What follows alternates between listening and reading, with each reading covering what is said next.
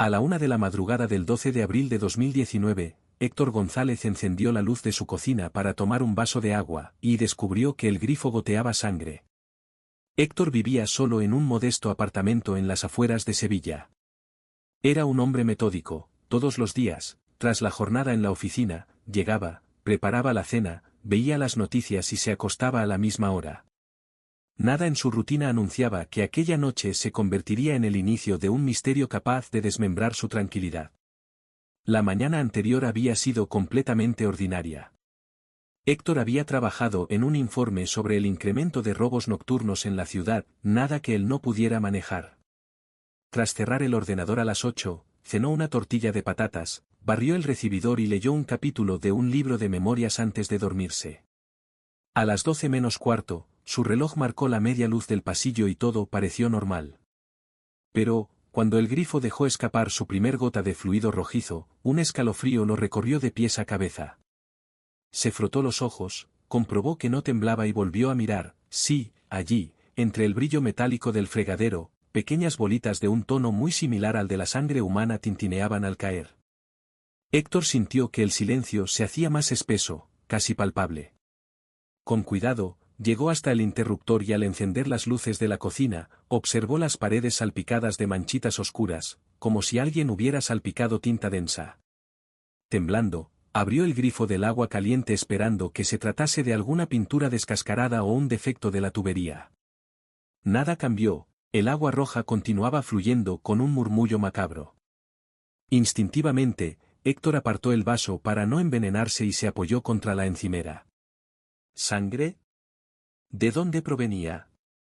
Pensó en llamar a la policía, pero tenía que estar seguro de lo que veía. Tardó casi un minuto en reunir valor para acercarse al fregadero y tocar una de las gotas con el dorso de la mano. La sensación fue fría y viscosa, su instinto gritó que huyera, pero sus pies se quedaron anclados al suelo. Recordó entonces una vieja conversación con su vecina del piso de abajo, doña Carmen. Ella le había advertido, hacía un mes, sobre rumores extraños de tuberías retorcidas y patologías inexplicables que afectaban al bloque. Se rió pensándolo ahora, recordando su expresión entre temerosa y resignada. Ni en sus peores pesadillas se habría imaginado algo parecido. Respiró hondo y se limpió las manos. Salió al pasillo, iluminado por una bombilla tenue, y bajó de dos en dos los peldaños hasta la calle. El corredor estaba vacío, en contraste con la oleada de intranquilidad que lo habitaba a él. Afuera, la madrugada parecía tan impasible como cualquier otra, el aliento del aire formaba vapor y algunos coches estacionados emitían el zumbido lejano de sus refrigeradores. Héctor caminó torpemente al buzón de su vecina, deslizó la llave y entró. Doña Carmen, una mujer de 62 años con el pelo cano y siempre recogido en un moño, estaba despierta, inclinada sobre un libro junto a la ventana. Al verlo, la sorpresa marcó su gesto. «Héctor. ¿Pasa algo?» «Carmen», gimió él. «Hay sangre saliendo de mi grifo». Ella bajó el libro y le sostuvo el brazo con firmeza. «No te asustes. A veces la vieja tubería se corroe y la mezcla de óxido con sedimentos provoca un color rojizo». «¿No oíste quejas en el portal?», preguntó sin dejar de mirarlo. «Sí, pero nunca pensé que fuera tan intenso». Carmen suspiró. «Voy a ayudar. Ve por favor a mi cubo de agua limpia y llenémelo de la tuya del grifo. Te enseñaré a hacer esa prueba del cloro». Mientras Héctor regresaba apresurado, su mente giraba en círculos. ¿Óxido? ¿Sedimentos? Todo tenía un sabor a explicación fácil, casi aburrida. Sin embargo, la forma en que las gotas caían, él lo sabía, ninguna tubería de zinc puede sangrar así. Cuando volvió con el cubo, Carmen vertió un poco de lejía doméstica y lo agitó con una espátula de madera. Tras unos segundos, el líquido cambió de color, pero no al habitual verde pálido, un tono marrón oscuro, casi viscoso, subió hacia la superficie. Carmen lo miró de reojo, con la misma preocupación que había visto en sus propios ojos. «Voy a llamar al fontanero. Pero es de madrugada y no contestará. Mejor avisa a emergencias». Héctor dudó un instante, sintiéndose ridículo. ¿Emergencias por agua roja en la cocina? Pero las manchas siguen apareciendo, ¿y la consistencia? Decidió que sí, marcó el 112 y explicó entrecortado lo que pasaba. La operadora se mostró comprensiva, tomó sus datos y prometió enviar una patrulla para comprobar la situación. Si hay riesgos de contaminación o de salud pública, lo atenderemos con prioridad. Volvió al apartamento con Carmen, quien ya había encendido la radio. Una voz grave comentaba un suceso policial acontecido un mes atrás, el hallazgo de un cuerpo sin vida en una vivienda vecina, en el mismo bloque, una mujer de 40 años llamada Lucía. Nadie habló del móvil del crimen. El reportero hizo un pequeño paréntesis, advirtiendo a los oyentes que se hablaba de un hecho médicamente inusual. Los forenses encontraron rastros de hemólisis en las tuberías de la cocina, aunque el análisis concluyó que se trataba de contaminación accidental. Héctor palideció. Aquella historia estaba sepultada en un recuadro de la prensa local y él la había olvidado por completo. ¿Contaminación accidental? Algo en su interior se estremeció ante la coincidencia. La dirección exacta, el modus operandi, el nombre de la víctima, todas esas pistas apuntaban con un dedo helado hacia su mismo edificio. Carmen apoyó una mano en su hombro. Tal vez sea solo un residual de aquella tragedia. Pero vayamos con cautela. En ese instante, llamaron al timbre del apartamento de Héctor. El sonido retumbó en el pasillo como un disparo. Ambos se miraron. Nadie más vivía en ese piso, y él no esperaba visita a esa hora. Con el corazón martillándole en el pecho, Héctor caminó hacia la puerta, cada paso un latido retumbando en sus oídos. Antes de abrir, miró por la mirilla, no había nadie. Solo la oscuridad del rellano. ¿Quién es? Preguntó sin apartarse del ojo de la mirilla. Silencio. Ni un paso. Tras unos segundos eternos, sonó de nuevo, un suave golpecito en la madera. Héctor retrocedió hasta chocar con la pared. Carmen cerró los párpados, contuvo el aliento. El golpecito volvió, esta vez más insistente. ¿Puedo ayudarles? Oyó Héctor farfullar a lo lejos, con voz masculina. Su pulso se disparó. No reconocía aquel tono. ¿Un vecino que se equivocó de domicilio? Si alguien hubiera respondido antes, y no he visto coche, no he visto siluetas en la escalera. No hay nadie ahí, susurró él para tranquilizarse, aunque sabía que mentía. Carmen se agachó, recogió un llavero y sacó una pequeña linterna. En cuanto entiendan que no habrá respuesta, se irán. El golpecito cesó.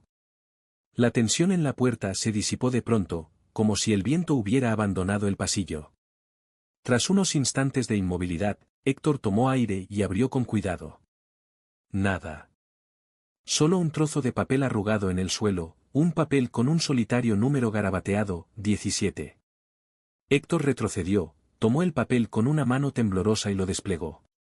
La tinta azul formaba un dígito enorme, casi instintivo. Aquello no era una broma, ni un juego de niños. Era un mensaje. Antes de que pudiera comentar nada, un chirrido metálico llegó desde el interior de la cocina, el grifo. Volvía a gotear. Héctor rompió el silencio con una exhalación larga. Necesitamos respuestas, dijo Carmen con voz firme y rápido. La cámara mental de Héctor captó su reflejo en la encimera de acero, ojos desorbitados, palmas sudorosas, el papel azul temblando entre sus dedos. Detrás de él, las sombras del pasillo parecían alargarse y acercarse. En su mente resonaba una sola pregunta: ¿quién dejó ese número y qué significa 17?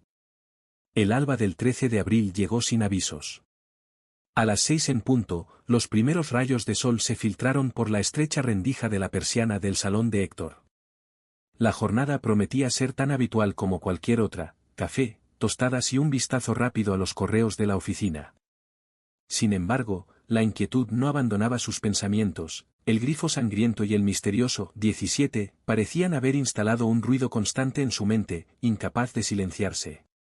Al vestirse, notó la camisa arrugada, como si hubiera pasado la noche en vela, porque así había sido.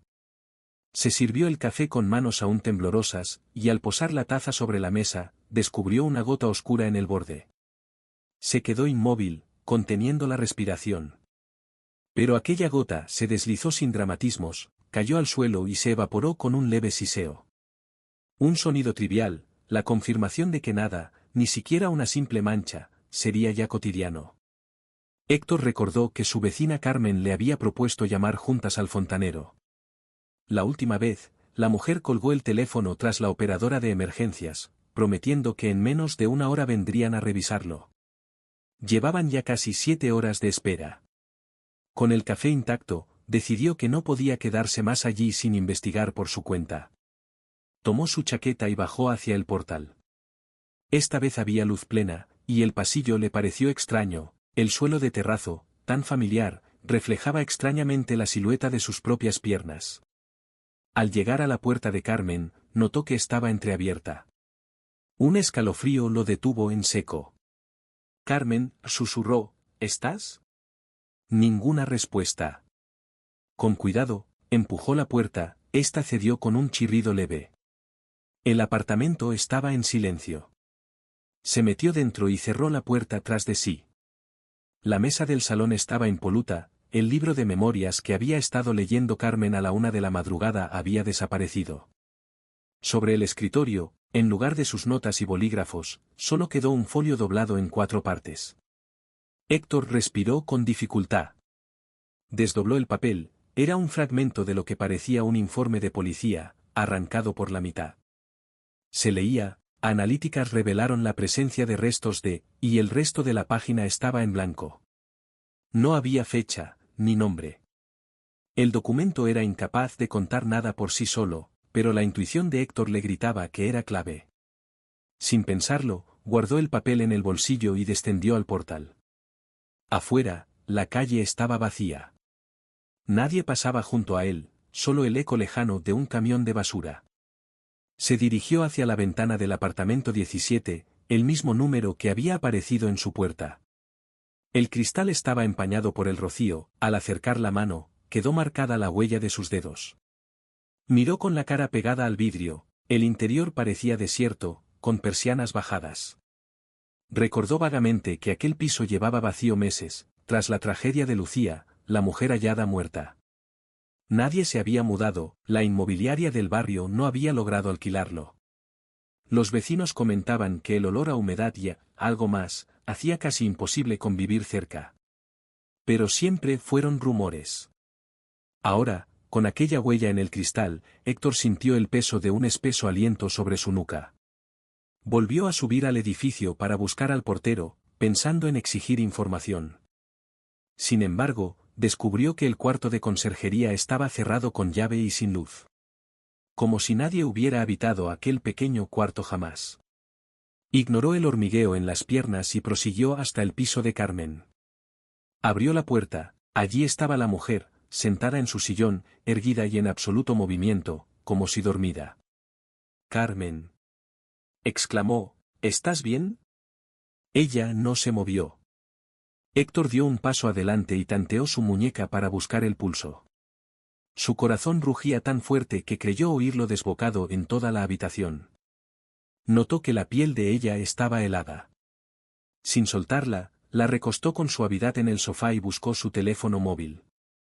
Sus dedos temblaron al deslizar la pantalla, la alarma médica de Carmen, que llamaba cada hora si no recibía señal, estaba desactivada.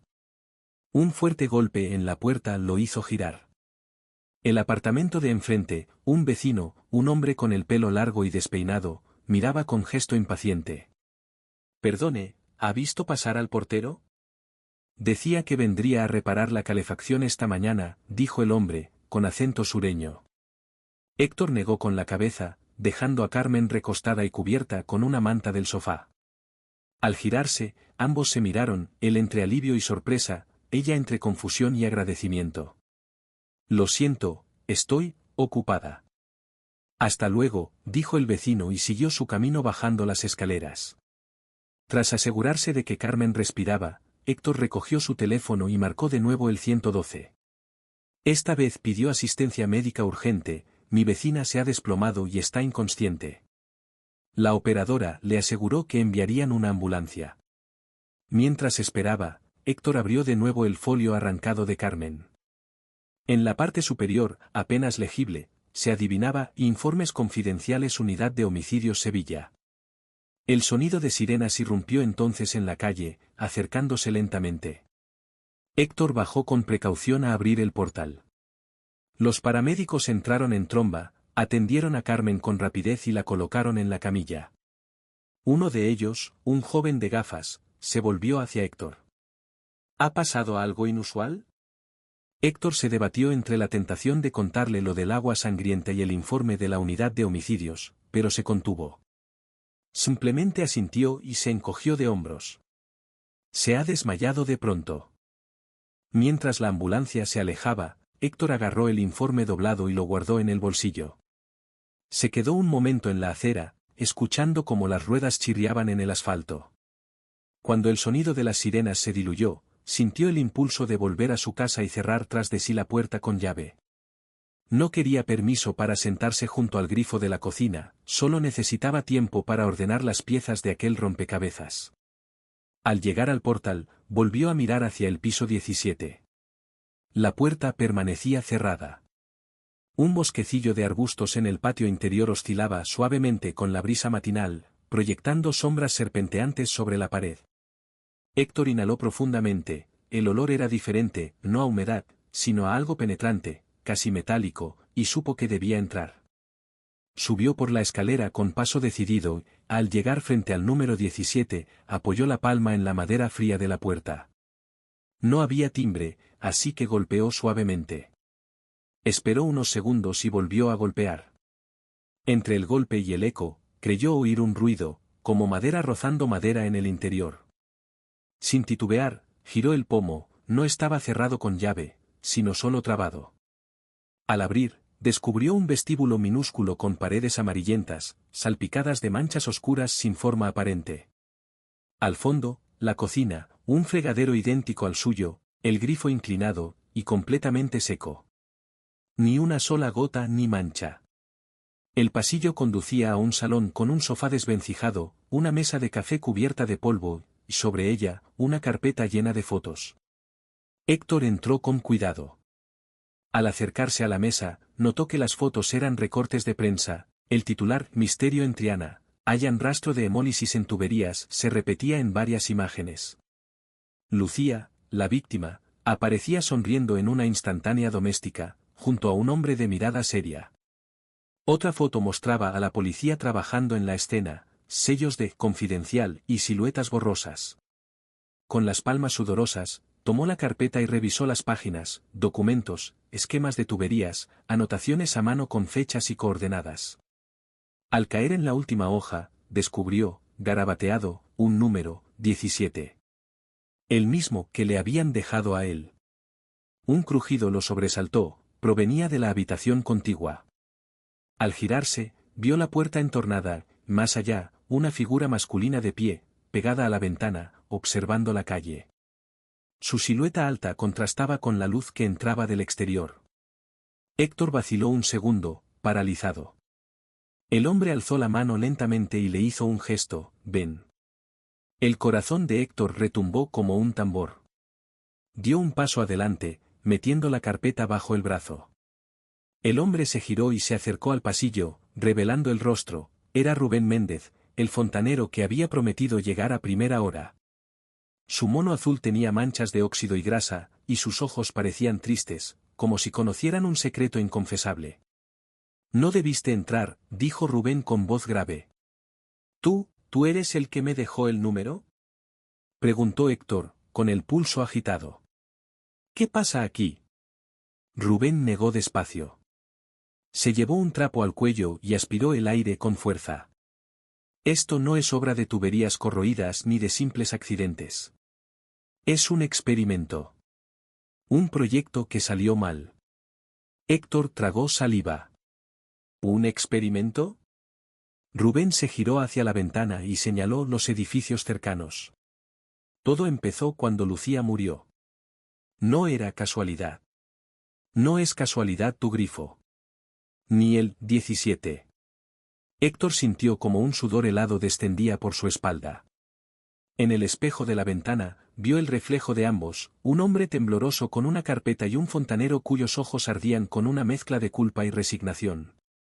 Me temo que esto va más allá de lo que tú y yo podamos entender, continuó Rubén, pero si quieres saber la verdad, tendrás que seguir el mismo camino que ella. Con esas palabras, Rubén dio media vuelta y se dirigió a la puerta. Héctor, paralizado, alzó la carpeta. «Espera. ¿Qué debo hacer?» Rubén se detuvo en el umbral, apoyó una mano en el batiente y respondió, sin mirarlo. «Busca en el depósito de aguas municipales.